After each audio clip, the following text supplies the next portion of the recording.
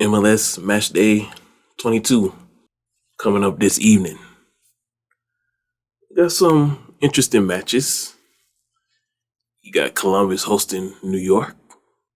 You got Chicago, Orlando. They trying to figure themselves out.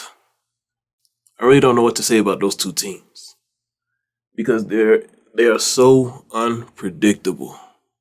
Dallas LAFC. I do not think Jesus Ferreira will be playing in this match. If he was playing in this match, this would definitely be must-see TV.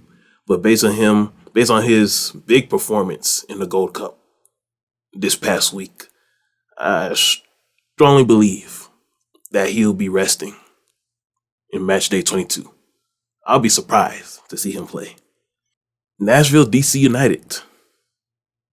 That should be a good one. Cali Classico. San Jose LA Galaxy. It's a rivalry. And one thing you have to remember about rivalry matches in any sport, not only MLS, but any sport that you watch, the record doesn't matter. Playoff position doesn't matter. Rivalry games, the record is 0-0-0. Regular season stats, who has the most goals in the league. Look, none of that stuff matters in rivalry matches. Teams just play differently. These are the type of matches that you just literally wake up for. Sunday, got Atlanta Philly. That should be a good one. I'm interested to see how Caleb Wiley will lead the team against a consistent playoff contender. Philly is a consistent playoff contender. Philly has reached that level where you no longer have to question whether or not they'll make the playoffs because their body of work in recent years. You no longer have to question if they're a playoff contender or supporter shield contender. At the beginning of every year, Philly's that team where you know they'll show up. And this is good for Major League Soccer. This is something that we need. We need more teams like Philly, where every year before the season starts, we don't have to guess and we're just clueless about who will be contenders throughout the season. Philly is one of those teams where we all know that they'll be contenders. Every now and then, they'll have some disappointments like they've had this season. But Philly's that team that always find a way to bounce back. So it's going to be interesting to see Caleb Wiley leading Atlanta because a lot of Atlanta's key players are still on international duty. So it's going to be interesting to see how Caleb Wiley leads the team. But here's another potentially good match. Seattle, Houston. Ben Olsen is on a run to redemption. And a lot of people think that just because Ben Olsen had a bad run in DC United, that he will continue such bad habits in Houston. Now, I wasn't watching Major League Soccer when Ben Olsen was in Washington, D.C. So I have no clue what happened in Washington, D.C. But one thing I know, based on this Houston team that I'm seeing this year, is looking as if two things. One, Ben Olsen was not the problem in DC United, but the actual problem was leadership, ownership group, front office.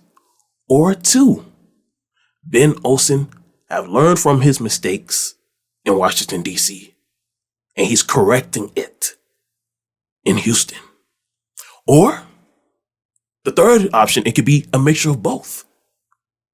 Ben Olsen was working under bad leadership, a bad ownership group in Washington, D.C., and now he's learning from his mistakes and applying it what he's learned. Maybe he was inexperienced in Washington, D.C. I don't know. But one thing I do know is that Ben Olsen is a guy who did not allow Twitter bots to break him. You know, a lot of times we see athletes and coaches, they're highly affected by criticism off of social media. And that criticism, it messes with their game. It causes them to perform bad. It causes them to digress. And we don't only see this in Major League Soccer. We also see this in other sports. Look at the NBA, for example. Look at how many times Kevin Durant argues with people on social media because he don't like what they said about him. What people like Kevin Durant don't understand is you arguing with people on social media empowers them. It adds more fuel to the fire to make them want to criticize you even more. You don't shut people up by arguing with them. You shut people up by performing well on the field. And your great performance on the field will force them to eat those words, to eat those tweets that they've been tweeting about you. And that's what Ben Olsen is focused on doing right now. Based on how Houston is playing, there is no doubt in my mind that they will win something. If they continue to play like the way they're playing right now, Houston Dynamo will win something this year. Either US Open Cup, either Leagues Cup, or MLS Cup Championship. No, I do not see them winning the Supporters' Shield unless a couple of the teams on the top go on a huge losing streak and they go on a huge winning streak. But I just don't see that happening. I don't see Houston catching up to Cincy, New England, St. Louis, and Los Angeles FC. I just don't see that happening. But Ben Olsen's run to redemption shines a light on DC United's leadership. It just does. Now, some other thoughts on my mind as we enter match day 22 today, this evening. Columbus Crew hosting the 2024 All-Star match. It's going to be interesting to see who MLS chooses next year. It is possible that it'll be another English Premier club or another Big Five European club. It doesn't have to be English Premier per se. You know, maybe it can be Barcelona, maybe AC Milan, maybe, and if it is English Premier League again, maybe it'll be Chelsea or Manchester United. Those two, they're struggling, and they could really use some, American revenue to give them a little boost. So it'll be interesting. That's the thing we got to look out for. Who's Columbus going to be hosting? And it looks like MLS versus English Premier League or Big Five Euro League, that may be the new norm for All-Star festivities, All-Star games for the next couple of years. There's no need for it to be an MLS Liga MX All-Star because you have the Leagues Cup now. So it's good that it makes sense for them to close that chapter. So we'll see. We'll see. Other thoughts about the state of the league entering MD22? Joseph Martinez and Leo Campana's lack of on-field leadership. Yes, on field, because I don't know how things are off the field. I don't know what things are like in the locker room. But this Miami team, how they're playing with those two guys as the head, it just hasn't worked out. And Joseph Martinez being the best guy on the roster or the best or the leader of the team, yeah, that would definitely equate to a missed playoff. We saw how it was in his final years in Atlanta. And now we're seeing how it is during his time in Miami. The reality of the situation is, yes, Joseph Martinez is one of the greatest American soccer players of all time. American Soccer Hall of Fame. But we don't give Atlanta United much credit for the system that they had. It wasn't only the greatness of Joseph that allowed Atlanta to be so good all those years when he was there. Atlanta had a good system that enabled everybody on that roster to succeed. And because Joseph was really talented, he took advantage of those opportunities and he stood out the most. Now, it is safe to say that Joseph is past his prime. Based on how his career ended in Atlanta, based on how his time in Atlanta ended, and based on him not making any impact in Miami. Just think about it. If Joseph Martinez was playing at a high level, would in a Miami CF, would there been a huge need for Lionel Messi? Maybe so. Maybe so. And well, actually, yes, there still would have been a big need for Lionel Messi. But one thing I can say, Miami will at least be above that playoff line if Joseph was still in his prime. They'll at least be at 7, 8, or 9. Another thought on the state of the league entering match day 22. No star players have left MLS as of yet. Thiago Almada is still in Atlanta. Miles Robinson still in Atlanta. Jesus Ferreira still in Dallas. Brandon Vasquez is still in Cincinnati. And this is a good thing. This is a good thing. Because MLS, this is what you need to do. You need to set a standard. You need to draw a line in the sand. You can't allow Europe to disrupt your regular season. Stop allowing Europe to treat you as a developmental league. Yes, you do have better academy system than a lot of European clubs. And that is a fact. That is not an opinion. I'm not speaking out of my head. That is a fact. Major League Soccer clubs, there's a lot of Major League Soccer clubs that have state-of-the-art academy facilities.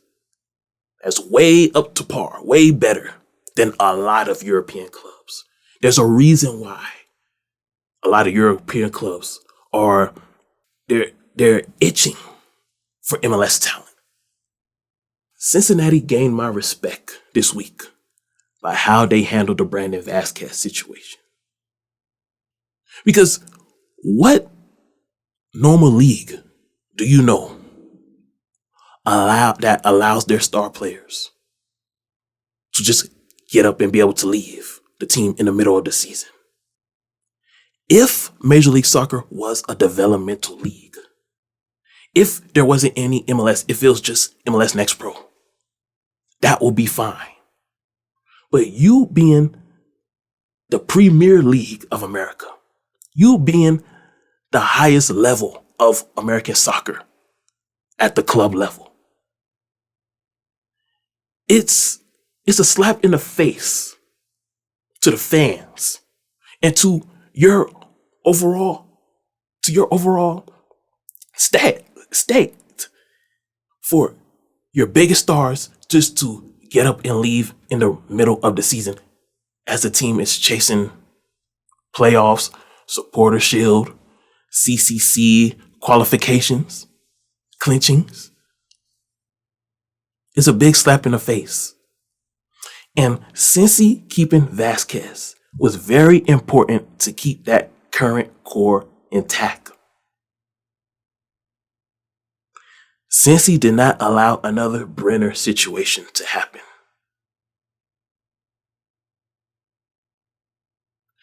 Cincinnati's front office, they have a championship mindset. Unlike the New England Revolution back in 2022, and better than NYCFC. You see, when NYCFC was unloading, loaning a lot of their players away, I had the impression that they were doing that to bring in talented players. I was thinking it was like a swap. You give away one talented player and then you bring back, or you recruit, you purchase, or you obtain through a loan another talented player. I didn't expect New York City Football Club to be a complete seller this season. And seeing how Cincy handled the Brandon Vasquez situation, it reminded me this week of how New York City has handled the Tati Castellanos situation. Brandon Vasquez is still under contract. And one thing a lot of you European fanboys don't understand is just because a European club meets with an MLS player and offers him a position on their team and a contract, it doesn't mean that the player has the right to just get up and forsake the current team that he is currently under contract with. Just because a European team recruits an MLS player does not mean that his MLS contract automatically voids. That's not how this business operates.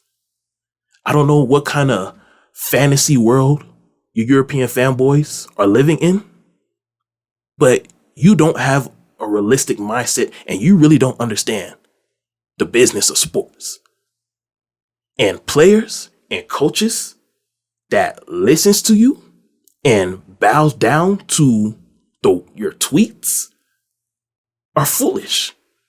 This is why I lost respect for the national team and their leadership. You literally bowed down to tweets, to ignorant tweets from European fanboys on Twitter. Cincy didn't do that. Why? Because Cincinnati's front office have a championship mindset.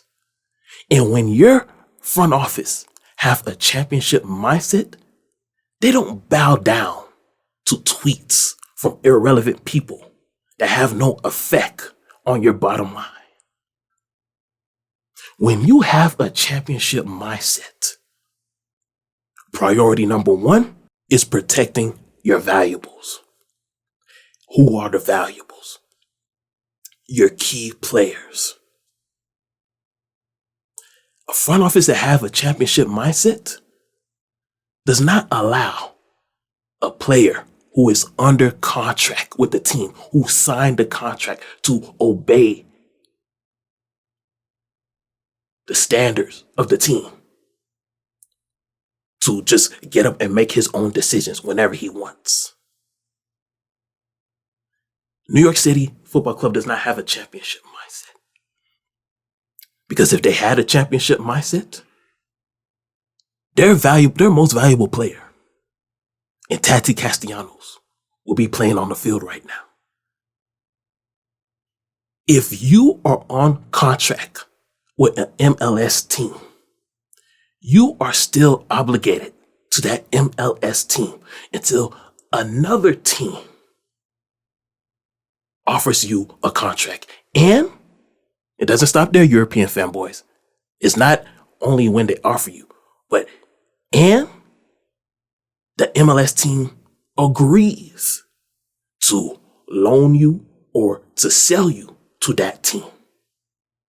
Once the MLS team officially agrees to let you go and you sign the contract with that new European team, then you are no longer obligated to Major League Soccer.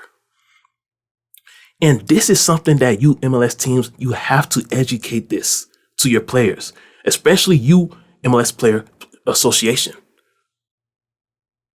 MLSPA, you have to educate this to the players because the players don't understand that. The players just think that once they get a text message from their favorite European team and they have a meeting with their favorite European team, then now they're no longer obligated to Major League Soccer. That is not how the business works. In MLSPA, you need to do a better job educating that to the players, since you are the representative of the players. You see, a front office that has a championship mentality never finishes at the bottom. Cincinnati has a championship mentality. You see, a front office that doesn't have a championship mentality becomes a seller's club. And that was NYCFC has been. They have been a seller's club. And seller's club always finishes at the bottom. New England, you know something about that. You were a total seller's club last year. And you saw what that led you to. You see, Cincinnati, they don't even have the highest paid roster in Major League Soccer. But they're still at the top.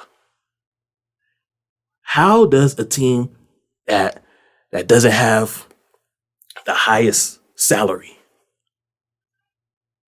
is still at the top? Keyword is chemistry. And this is something that Bob Bradley didn't have with his team. This is why Bob Bradley is looking for another job. Chemistry. Remember what I said last in Saturday Night Special episode 2 about the Saudi Pro League. Yes, money will buy you. You can buy your way to success, but it doesn't have long-term longevity. It doesn't have long-term sustainability. It is not sustainable. You can buy your way to being the highest valuable team in the league, but it's not sustainable. And that's what we're seeing with Toronto. Toronto basically, they tried to buy their way to success. And buying their way to success has not been sustainable. Cincy is not buying their way to success per se. Now, when I say buying their way to success, they're just not spending money lavishly out of desperation. That's what Toronto did. Cincy's not doing that. Cincy is finding guys that fit into the system. And I don't know. I don't know if they've done this, but if they have to find guys, if they haven't done so, that wants to be there. Based on how they're playing, it looks like guys want to be there. Yes, Brandon Vasquez wants to be there. It's just it's a lot of distraction going on for Brandon. He's young.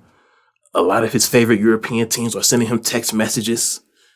You know, a lot of ignorant people on social media are telling him that he's bigger than MLS, that he can do better than MLS, that he can be a legend in Europe, and MLS is just a JV league. You know, he's listening to people like Stephen A. Smith. telling him that MLS is a JV league, that he's far beyond the level of Major League Soccer. Let's be honest, Brandon Vasquez, his play has digressed in MLS play this year. And that's a fact. That is a fact. And the reason why? The European effect. Guys, it's the same thing that Diego Almada in Atlanta is dealing with. You get a lot of text messages from your favorite European club, and all of a sudden you just get too relaxed. You get too relaxed. And the same effort that you once gave in MLS before you started receiving text messages from your favorite European team, you're no longer giving that same effort. You're no longer playing with that same fire. You're no longer playing with that same zeal. And that is what could cause Cincinnati to lose that top spot in the supporter shield rankings. The ineffectiveness of Brandon Vasquez, the lack of zeal, the lack of desire, the lack of wanting to be good in Major League Soccer could hurt Cincy's chances of winning a supporter shield. So Cincy, you have to explain, you and MLSPA, because MLSPA is too quiet, but they're not going to be quiet anymore because, like I said, on Saturday Night Special, we're going to start putting the pressure on you, MLSPA.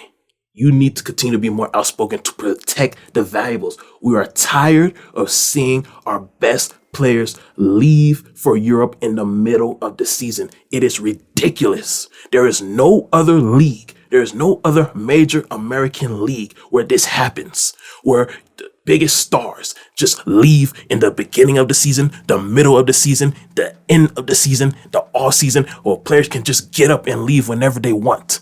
There is no other American league where this happens, and it needs to stop in MLS. It is a terrible habit. So Cincy, you have to educate Brandon and tell him the importance of honoring the contract. Once the contract is complete, he is free. Look at Miles Robinson. Miles Robinson in Atlanta. He's doing it the right way. His contract is up this summer. He is no longer obligated to MLS. He's done everything he can to put a smile on the people of Atlanta's faces. His job is done once his contract is complete this summer. He doesn't owe us a damn thing. Miles Robinson, if he gets up and leave for Europe this summer, good for him because he's doing it the right way. Miles Robinson is an example of how you should do it. Honor your contract. That's all we're asking. We understand there's more money to be made in Europe. We get it. We get it. You want to maximize your potential. We understand that. But from a MLS fan perspective, an MLS viewer perspective, for the sake of growing the sport, we need you key players, you star players, to honor your contract. It will help the league grow, and it will look better on your part because you will look like a professional. You don't want to look like a guy like Tatsy Castellanos who throws constant temper tantrums on the field when he doesn't get things his way because he don't want to be at MLS anymore. And you just force your way out. That's the wrong way to do it.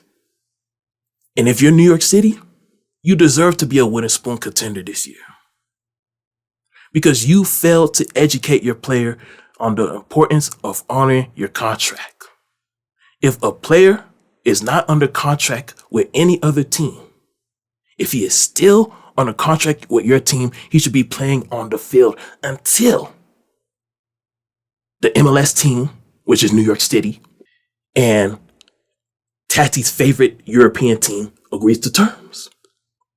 Now, Cincy has done it the right way, and they deserve to be at the top of Major League Soccer right now. Now I'm going to close this monologue with a message to you, New England Revolution. New England Revolution. Let me tell you something. You need to understand the importance that you have for the growth of MLS in popularity.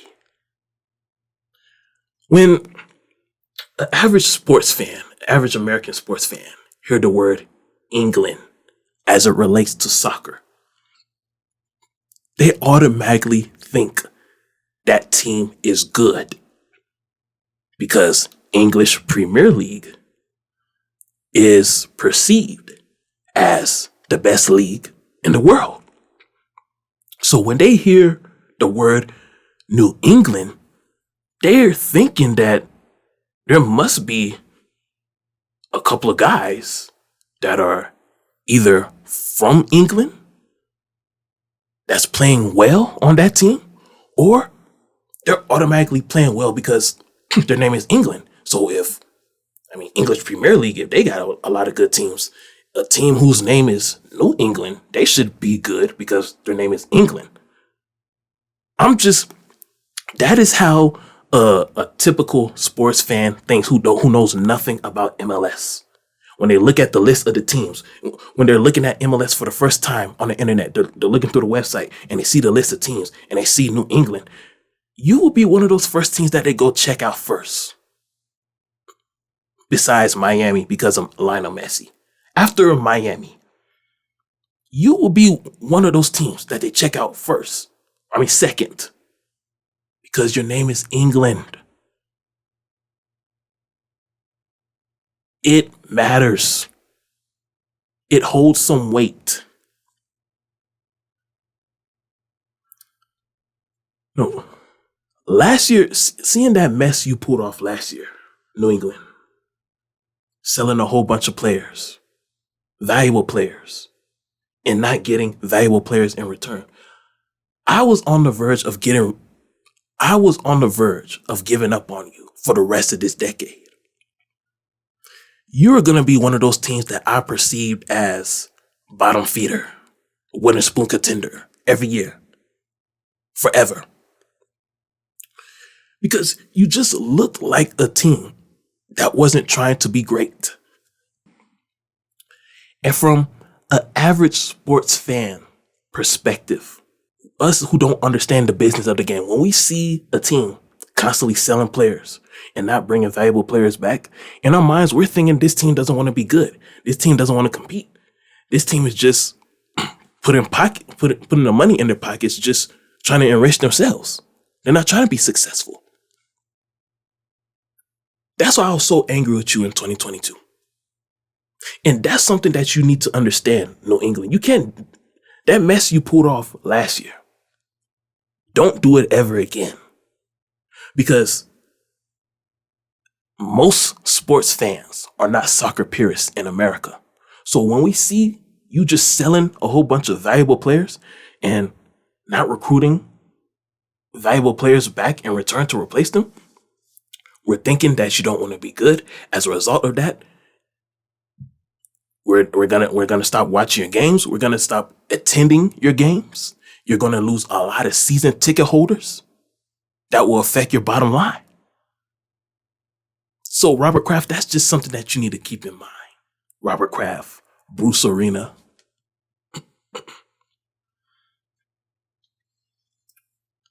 So in closing,